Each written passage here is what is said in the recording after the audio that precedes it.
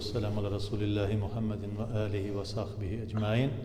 السلام عليكم ورحمة الله وبركاته. Hayırlı günler. Allah subhanahu wa ta'ala hayırlı durmuşlar nasip etsin hamma bizge de. Peygamberimiz sallallahu aleyhi ve sellem'nin bir aytgan sözü İnnemâ ahabbel at'ami ilallahi ta'ala ma kethurat ileyhil eydi. Yani Allah Teala'nın en süyüklü bir tağamı var, bir aşı var. Ol da bolsa köp kullar türlü yaktan köp kullar suzula turgan bir tağam aştı. Yani aşagan vakitte bir tabaktan bir tabından aşagan vakitte köp kişi oturup birgeleşip aşal meselesini aytı. Yani bu hadisi bilen Peygamberimiz sallallahu aleyhi ve sellem Allah Teala şunday aşını süyer, şunday tabınını süyer, şunday tağamını süyer yaratadı. Ol da bolsa kişi jiyilişip birgeleşip mümin Müslüman kardeşler birgeleşip aşagan tağamını deydi. İbrahim Aleyhisselam'ın vakıgasında bile biz mesela İbrahim Aleyhisselam hiçbir vakitte özünün eğer de birer konak gelmese, eğer de birer kişi bulmasa, yalğız bir özüne oturup aşamay turgan bola. Hatta indi neşikkine bulsa da birer kişini uramdan alıp kire turgan bola. Zamanında ne işin bulay bulgan degende zamanında anarga bir hayırşı kile. Hayırşı kile de kapasını şakagaş, ya İbrahim biraz bana rızık bereli dey. Tegayta sen Müslüman mısın? Ya ki Allah Teala'nı tanımay turgan bir kafir mısın? Putperest mi? Yani putka tapınışı mısın dey. Men neşik Allah Teala degan narsani anglab bitirmemeli dey. Men anday narsalarni bilmeyim. İman ketirgen misin Allah Teala'ga? Yok, iman ketirmegen. Bilmeyim men anday narsani dey. Allah ise bar ketdi. Tege burilib ketgach Allah subhanahu wa ta'aladan bir nido kela, vahiy kela. Ey İbrahim dey. Ko'rasinki ko'pmi mahluqlarim bor. Ko'pmi hayvonlar, qushlar, odamlar, jinlar, böcekler türlüsün men birde qizg'anmisha ularni rizqlandiram. Kunduzda, tunlarda dey. Allah subhanahu wa ta'aladan vahiy kelar shulay. Men ularni qizg'anmisha, kofirmi, musulmonmi, shu ozib to'zib yuriy turgan kishimi, tartibli kishimi, har birisinde rizqlandiram, har birisinde to'yindiram dey.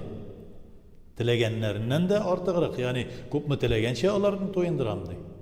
Sen mening bir mahluqima, bir quluma bir tağam ipi biriga qizg'anding dey.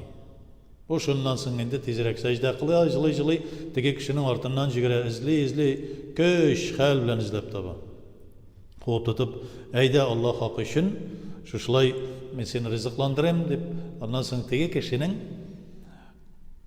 shulay ona qo'p tutib, onarga shunday rizq tağam rizqlantirganga ko'ra Allah subhanahu wa ta'ala tege kishining ko'ngiline iymon solib, tege kishi iymonli bo'lib ketdi. Shundan so'ng tutunib İbrahim Aleyhisselam bir vaqtda da bir yolg'izi oshamas bo'ldi deydi. Nechikkina bo'lsa da birer qo'noq kelganini kutadi. Ana Qur'oni Karimda da shulay bitin tam bir oyati bor. Unda bo'lsa farishtalar Lut Aleyhisselamning qavmin jo'g'iterga kelgan vaqtda ularga so'nggi bir buzovun sholib, shuni qizdirib, itlarini qizdirib ularga ketirib beradi. Yani qizg'anmay. Chunki ana tege voqeadan so'ng agar da sen yoqti chiroy ko'rsatsang, agar da yoqti chiroy ko'rsatgan bo'lsang, balki uning ko'nglini Alloh subhanahu va taolaning iymoni, Alloh taolaga qarata bo'lgan iymoni ortib, balki u mu'min musulmon bo'lar. Shunga ko'ra Payg'ambarimiz sollallohu alayhi vasallam aytadi. Bir vaqtda da bir kofirni kofir deyma. Bir vaqtda da kofirni kofir deyma. Bir kun kelir, o'lir oldindan tövbe qilar da mu'min musulmon bo'lar. Bir vaqtda da g'ajablanma mu'min musulmonning musulmon bo'lib yuruvine. G'ajablanma, chunki u o'zi uchun, sening o'zing uchun. G'ajablanding ise bir kun kelir de Alloh subhanahu va taolaning taqdirida bu dunyodan kofir bo'lib ketarga yozgan bo'lsa, shunga bu masalada saq bo'ling'iz deydi. Payg'ambarimiz sollallohu alayhi vasallam aytadi, bir vaqtda da falan kishi bunday falan kishi tegindi deb yurmagiz deydi. Hatta g'aybatga kiradi yani kishi to'g'risida siylashmagiz. O'zingizni Alloh taolaning Qur'oni Karimdagi oyatini keltira. Qu anfusakum va ahlikum nar. O'zingni ham g'aylangni o't g'azobidan qutqarib qol. Yoki ikkinchi bir oyatida alaykum anfusakum deydi. Allah subhanahu teala özünüzne qarağız dey. Kişi torunda gıybet söylemegiz. Özünüzne qutqarıga tırışıgız. Şuna göre bu meselede de en süyüklü Allah Teala karşında bulgan bir rizık, bir tağam, ol da bulsa köp kullar şol tağamga sözüle turgan bir tağam. Yani tabın tiresinde köp kişiler oturup şuşlay birgeleşip aşagan tağam bereketli buladı. Yani şundan çıkıp da qarayız ne için bizden halk mümin Müslüman halkı meclisler jiyip köbrek kişiler köbrek rizık aşatırga tırışa. Aslında işitkenimiz var. Peygamberimiz sallallahu aleyhi ve sellem aytibit. Her bir tağam rizık için sen cevap veresin diye. Lakin bir rizık için cevap vermeysen. Nindi? Mecliste köp kişilerini jiyip Kur'an okılgan.